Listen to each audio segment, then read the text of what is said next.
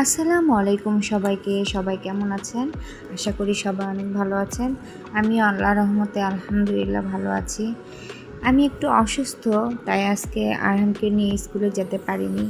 আরহাম অটোওয়ালা আঙ্কেলের সাথেই চলে গিয়েছিল। পরে আমি ওকে স্কুলে ছুটির আগে নিতে গিয়েছিলাম। তো আজকের ভিডিওটা এখান থেকেই শুরু করছি, আপনারা দেখতে থাকেন। সকালে উঠে আরহামকে রেডি করে দিলাম। আমার বাচ্চাটা একটু সিক, ওই জন্য ওকে ঔষধ খাওয়ালাম, তারপর ওর ব্যাগপত্র গুছিয়ে ওকে রেডি করলাম। বাচ্চাটা আমার বড়ই হয়ে গেল মাশাল্লাহ। একা একা কোনো কাজই করতে পারতো না, এখন মোটামুটি ওর নিজের কাজ নিজেই করতে পারে। সময়ের সাথে সাথে সবই শিখে যাচ্ছে। সাদ হওয়ার আগে তো কিছুই পারতো না, এখন সাদ হওয়ার পর আস্তে আস্তে পরিস্থিতি বুঝে নিজেকে মানিয়ে নিচ্ছে ছেলেটা আমার। তো সবাই আমার বাচ্চাটার জন্য দোয়া করবেন। এদিকে অটোওয়ালা আঙ্কেল এসে গেটের সামনে হর্ন দিচ্ছিল। আরহামের জুতা পরা হয়ে গিয়েছে, ও এখন বের হয়ে যাবে। এই তো আরহাম আমাকে বিদায় জানিয়ে চলে গেল। আমি আর সাদকে টাটা দিচ্ছিলাম।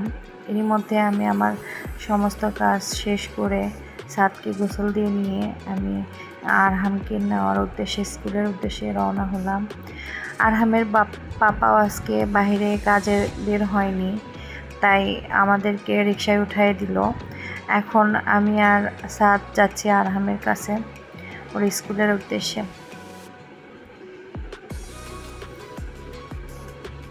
এ তো দেখেন আরহাম আর আরহামের একটা ফ্রেন্ড আমার দিকে এগিয়ে আসছিল। এই তো ওদেরকে আমি কোচিংয়ে ক্লাসে রুমে দিয়ে কোচিংয়ের ছাদে আমরা বসে আছি। ছাদ কত সুন্দর করে খেলা করতেছিল। এই তো দেখেন বাচ্চার মায়েরাও পড়াশোনা করে, মজা করলাম। আসলে বাচ্চারা হোমওয়ার্ক রেডি করতেছিল। এদিকে আমার একটা ফ্রেন্ড আম নিয়ে এসেছিল, আমরা আম মাখাই খাইলাম। তারপর সাদ ঘুমিয়ে গিয়েছিল। একটু পরে আবার আমরা বাসার উদ্দেশ্যে রওনা হলাম। কোচিং শেষে বাসায় চলে আসলাম। এসে ওয়াশিং মেশিনে কাপড় দিয়েছি কাচতে। এদিকে আমি বাসার কাজ শুরু করে দিয়েছি। একে একে বাসার সব কাজ শেষ করলাম, বাচ্চাদের গোসল দিয়ে দিলাম। তো আমার ভিডিও যদি আপনাদের কাছে ভালো লেগে থাকে অবশ্যই আমার ভিডিওটিতে লাইক দিতে ভুলবেন না।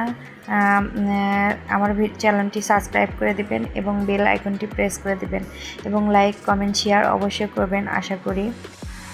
আজকের ভিডিও আর আমি বড় করব না, আজকে ভিডিও পর্যন্তই। আগামী ভিডিও দেখার আমন্ত্রণ জানিয়ে এখানেই শেষ করছি।